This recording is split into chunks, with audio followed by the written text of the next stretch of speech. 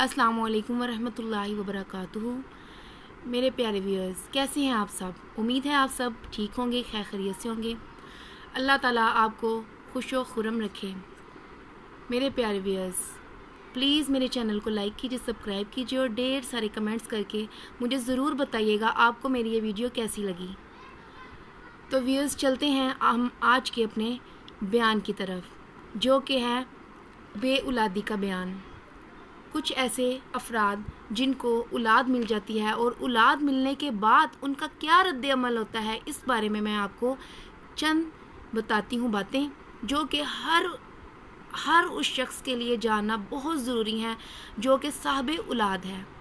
तो प्लीज़ मेरे इस बयान को गौर से सुनिए और समझिए और औलाद औलाद की बेहतर से बेहतर तरबियत के बारे में आप सब सोचिएगा। तो चलते हैं हम। जी तो व्यूअर्स, चलती हूँ मैं। एक ऐसा शख्स जो कि बे औलाद था और औलाद मिली तो उसने क्या किया। कहा जाता है कि एक मालदार शख्स के यहाँ औलाद ना थी। उसने उसके लिए बड़े जतन किए मगर कामयाबी ना मिली।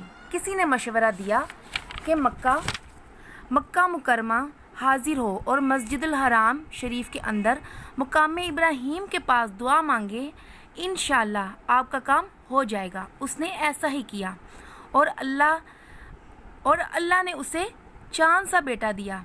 उसने बड़े चाव चौंचले से उसकी परवरिश की।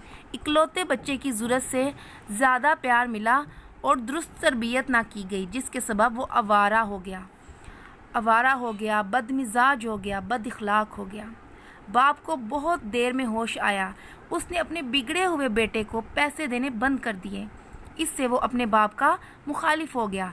जहाँ उसके बाप ने औलाद के लिए दुआ मांगी थी, जिसका ये समर यानी ये नतीजा हुआ, वहीं यानी मक्का मुकरमा हाजिर होकर मुकाम इब्राहीम के पास ये नालायक बेटा अपने बाप के मरने की दुआएं मांगता, नाउज़ बिल्लाह, ताकि बाप की मौत की सूरत में उसे तरके यानी वुरसे में उसकी दौलत हाथ आ जाए।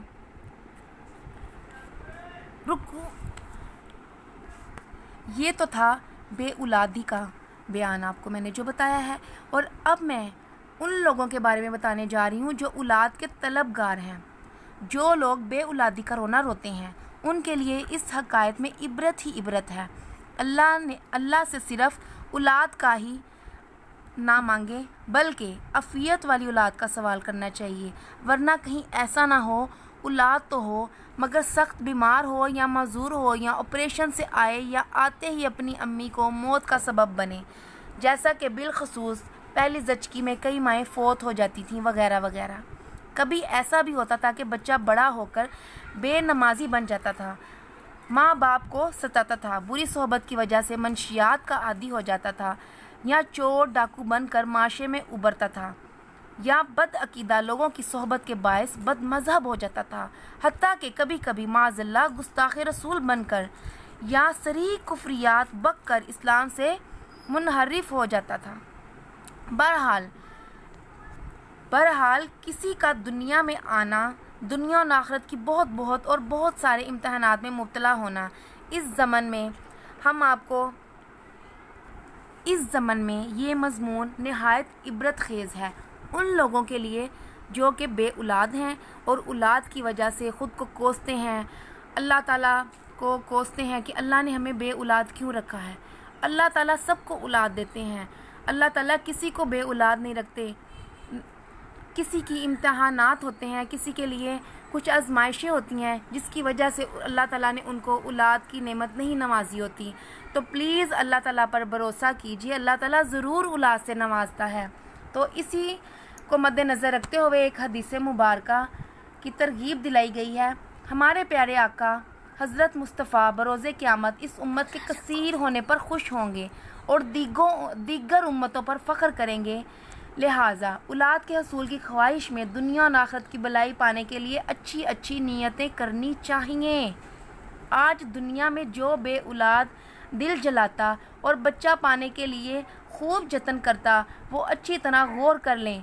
अगर इसका मुतमाए नज़र यानी मकसद असली औलाद से फ़कत घर की जीनत और दुनिया की आखिरत دنیا کی راحت ہے۔ حصول اولاد سے مقصود آخرت کی منفعت کی کوئی اچھی نیت نہیں تو ایسا بے اولاد آدمی نادانستہ طور پر یعنی انجان پن میں گویا کسی کی دنیا میں پیدا ہونے پر پھر بھی بڑے امتحانات میں مبتلا ہونے کی آرزو کر رہا ہے۔ میری یہ بات شاید وہی شخص سمجھ سکتا ہے جو خود برے خاتمے کے خوف میں مبتلا ہو۔ ہمیں اللہ تعالیٰ سے دعا کرنی چاہیے۔ جب بھی ہم دعا مانگیں تو دعا میں ہمیشہ نیک اور صالح اولاد مانگیں۔ دعا میں ہمیشہ یہ الفاظ مانگیں کہ اے اللہ پاک مجھے اولاد سے نواز، یا اللہ پاک مجھے نیک اور صالح صحت تندرستی والی اور زندگی والی اولاد سے نواز۔ نیک اور صالح اولاد کا مانگیں، نیک اور صالح اولاد کا مانگیں، نیک اور صالح اولاد کا مانگیں۔ اللہ تعالیٰ آپ سب کا حامی و ناصر ہو۔